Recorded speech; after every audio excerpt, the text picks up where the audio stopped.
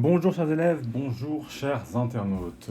Petite devinette pour commencer. Je suis le lieu où l'on peut vendre et acheter des biens et des services. Oui, je suis le marché. Bien joué. Aujourd'hui ça tombe bien, on va justement voir comment fonctionne un marché concurrentiel, c'est-à-dire un lieu, un marché donc où tous les acteurs font de leur mieux pour gagner plus que leurs voisins. Pour cela, on va se mettre dans la tête des économistes libéraux, Adam Smith, Léon Walras, Milton Friedman, et étudier le modèle théorique de marché sur lequel ils se sont basés pour leurs différents travaux d'études en économie. Ce modèle se base sur diverses suppositions. Première hypothèse, les individus sont rationnels. Les individus sont rationnels, c'est-à-dire qu'on peut modéliser leur comportement.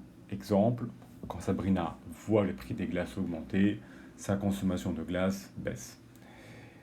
Hypothèse 2, l'analyse l'analyse microéconomique, c'est-à-dire l'analyse du comportement des agents, individus, entreprises, associations, etc., peut être généralisée à celui de l'ensemble des agents. On prend encore l'exemple de Sabrina. Quand Sabrina voit le prix des glaces augmenter, sa consommation de glace baisse. Aaron va avoir un comportement identique vis-à-vis de cette hausse. Le comité d'entreprise et l'association de quartier feront le même choix. Réduction de la consommation de glace. Hypothèse 3. Le marché doit être un marché de concurrence pure et parfaite. Alors, la concurrence est pure si les hypothèses suivantes sont respectées. L'atomicité, c'est-à-dire le fait que les agents doivent être suffisamment petits en termes de taille et nombreux pour ne pas avoir à influencer les conditions du marché. Pour reprendre notre exemple de tout à l'heure, on ne doit pas avoir des Google, des Boeing et des Amazon de la glace, sinon on se retrouve avec des acteurs qui ont une trop grande influence sur le marché de la glace, justement. L'homogénéité, sur un marché, tous les biens doivent être parfaitement identiques. Toutes les marques de glace réalisent exactement le même produit de la même manière. Ainsi, quand le consommateur prend une glace chez l'entreprise A ou l'entreprise B, il lui est impossible d'exprimer une préférence pour un produit au regard de sa qualité. Enfin, concernant la concurrence, le fait que la concurrence soit pure, donc on a vu l'atomicité, on a vu l'homogénéité. Le troisième critère, c'est la libre entrée. Il n'existe aucune barrière juridique ou institutionnelle à entrer de nouveaux produits sur le marché. Aucune loi en soi ne peut entraver l'accès à un marché pour l'entreprise A et pas pour l'entreprise B. La concurrence est parfaite. La concurrence devrait être parfaite dans un cas où le marché connaît une concurrence pure et parfaite. Si la concurrence est donc parfaite, les hypothèses suivantes sont respectées. La transparence et la mobilité des facteurs de production. Concernant la transparence, les agents doivent disposer d'une information parfaite sur les prix. J'ai la possibilité d'avoir une parfaite connaissance des processus de conception et du coût de production de toutes les glaces disponibles sur le marché. Vous l'avez compris, cette vidéo est faite en hiver, l'été me manque et j'aimerais bien manger des glaces. La mobilité des facteurs de production, il faut que le travail et le capital puissent se déplacer dans les secteurs où ils sont nécessaires. Alors, c'est-à-dire que je ne rencontre aucune difficulté pour accéder à tous les éléments nécessaires pour produire et vendre mes glaces. Ressources matérielles et ressources humaines sont facilement accessibles. Alors comme vous l'avez compris, sûrement, il est rare de retrouver tous ces éléments présents sur un marché réel. Néanmoins, c'est sur ce type de configuration que nous allons à présent étudier les déterminants du comportement des agents. Comme on a dit, agent, c'est individu, entreprise, association et tout ça. Alors, pour cette première vidéo, on va simplement s'arrêter sur les déterminants du comportement des agents, plus précisément les déterminants de la demande des agents. Alors, concernant les déterminants de la demande, ici on va se questionner sur les raisons, les motivations qui poussent un consommateur à acheter. Qu'est-ce qui va pousser Fatima Ata à acheter un ordinateur plutôt qu'un autre? Fatimata va devoir dépenser de l'argent issu de son compte bancaire. Son compte bancaire n'étant pas illimité, ou en tout cas l'argent qui est dessus n'est pas illimité, Fatimata, ayant aussi d'autres biens et services à acheter et à consommer plus tard, elle doit s'assurer que son achat soit en adéquation avec son budget. La somme d'argent qu'elle souhaite utiliser pour acheter cet ordinateur-là, tout en s'assurant que les achats, que d'autres achats pourront se faire à l'avenir comme elle avait prévu. Le top, ce serait qu'il ne coûte pas grand-chose cet ordinateur et qu'elle puisse du coup épargner, économiser un maximum. Pour autant, elle doit aussi s'assurer que son ordinateur soit d'une qualité qui la satisfasse, voire qu'il respecte aussi d'autres aspects importants pour elle. Le mode de fabrication, est-ce que c'est un mode de fabrication écolo par exemple, qui irait avec son mode de pensée, sa conception de voir les choses? Est-ce que c'est un produit qui est tendance, qui est en lien avec la mode actuelle? Est-ce que le temps de livraison par exemple euh, lui convient également? Est-ce que le système d'exploitation de l'ordinateur lui convient, etc. Étant ici dans un marché de concurrence pure et parfaite, on ne prendra pas en compte, enfin on ne prendra plutôt en compte que le prix. Alors, pour mesurer justement, pour étudier l'évolution de la demande en fonction de l'évolution des prix, on peut mesurer ce qu'on appelle l'élasticité prix de la demande. Qu'on écrit EP est égal à taux de variation de la demande sur taux de variation des prix. Normalement, lorsque le prix augmente, la demande baisse. Et évidemment, lorsque le prix baisse, la demande augmente.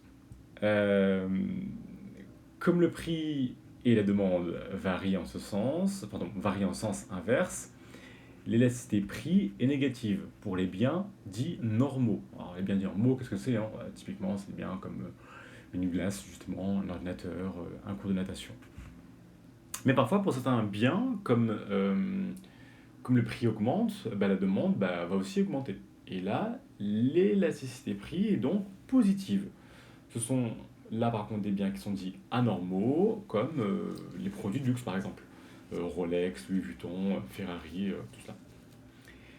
Si la demande d'un bien est très sensible à la variation des prix, c'est-à-dire par exemple si la demande baisse beaucoup lorsque les prix augmentent peu, on dit que le bien est très élastique. En général, justement, l'élasticité prix ici, elle va être inférieure à moins 1. Donc, inférieure à moins 1, ça veut dire qu'elle va être plutôt de l'ordre de moins 2, moins 3, ainsi de suite. Si l'élasticité est proche de 0, ça signifie que la demande est peu sensible à la variation des prix. On dit que le bien est peu élastique au prix. C'est le cas du pain, c'est le cas des œufs, du lait, du beurre, des serviettes hygiéniques, etc.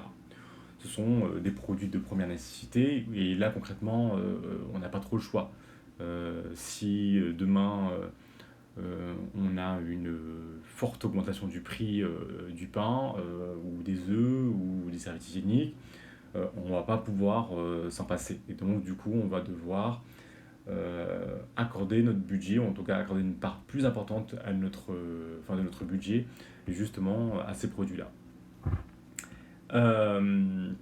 Alors on peut mesurer l'évolution de la demande en fonction du prix, hein, on vient de le voir là, mais on peut aussi mesurer l'évolution de la demande en fonction du revenu. Et donc dans ce cas de figure-là, on mesure ce qu'on appelle non pas l'élasticité prix de la demande, mais l'élasticité, l'élasticité revenu de la demande. Et là c'est pareil, on a le même schéma. Pour calculer l'élasticité prix, ici on va faire taux de la demande, taux de la variation de la demande sur taux de, pour calculer ici l'élasticité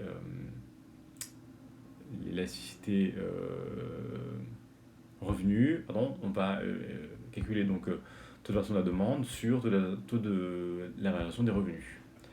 Lorsque les revenus augmentent, vous l'avez compris, la demande devrait aussi augmenter. L'élasticité revenu de la demande est donc normalement positive. Revenu augmente, demande augmente, élasticité positive. Selon la loi d'Engel, la demande des biens alimentaires augmente moins vite que les revenus.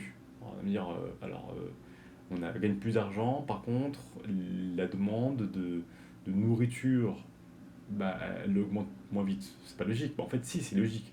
Les biens alimentaires ont ce qu'on appelle une faible élasticité revenu, donc proche de zéro.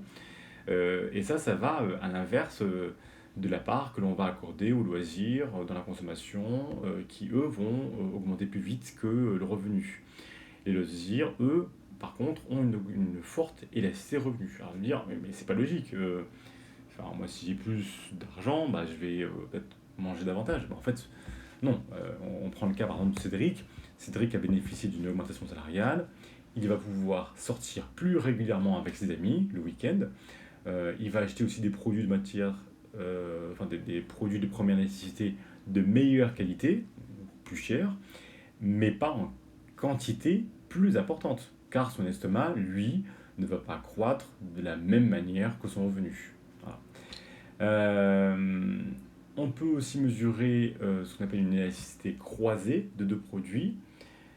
Dans un cas, lorsque les revenus sont dits substituables, c'est-à-dire que l'on peut les remplacer, la hausse du prix de l'un peut se traduire par la baisse de sa demande et par la hausse de la demande de son substitut. Alors, pour être plus clair, moi par exemple, j'ai l'habitude d'utiliser de l'huile d'olive pour cuisiner. Si le prix de l'huile d'olive augmente, bon, je ne vais pas prendre de l'huile d'olive, je vais le remplacer par du beurre, qui est moins cher, plus abordable en tout cas pour moi. Ce dernier est donc le bien de substitution, le bien qui remplace pour moi l'huile d'olive, devenue trop chère. Lorsque les biens sont complémentaires, la baisse du prix de l'un peut entraîner la hausse de sa demande. Et donc celle du bien qui, lui aussi, est complémentaire. Imaginons, les prix de location de ski sont en baisse, c'est une bonne chose, parce que ça va pousser par exemple Solveig à en louer et à payer également un forfait remontée mécanique pour aller au ski. Ça va de soi, hein. Pas juste prendre des skis et puis se dire ouais, trop cool, non, elle va aussi skier. Et donc, la baisse du prix d'un service a favorisé la hausse de la demande de ce service-là et aussi celle d'un service qui lui est complémentaire. Ici, les remontées mécaniques. Voilà. Ça, c'était justement pour l'élasticité croisée de deux produits où on voit justement que euh, la hausse du prix ou la baisse du prix d'un produit va avoir un impact sur un produit qui va lui être, avec lequel on peut le substituer, ou un produit qui peut lui être complémentaire. C'est tout pour aujourd'hui concernant cette partie qui concerne le marché concurrentiel et cette manière de questionner les déterminants de la demande. On ira plus loin la prochaine fois en voyant du coup les déterminants de l'offre, en étudiant également d'autres questions comme les réactions de l'acheteur au changement d'incitation, comme voilà, le marché imparfaitement concurrentiel, hein, comment il fonctionne. Merci pour votre écoute. N'hésitez pas à liker la vidéo, à laisser un petit commentaire pour indiquer ce que vous auriez aimé voir davantage sur cet enregistrement, sur cette vidéo. Et on se retrouve bientôt pour de nouveaux enregistrements concernant des cours d'éco. À bientôt!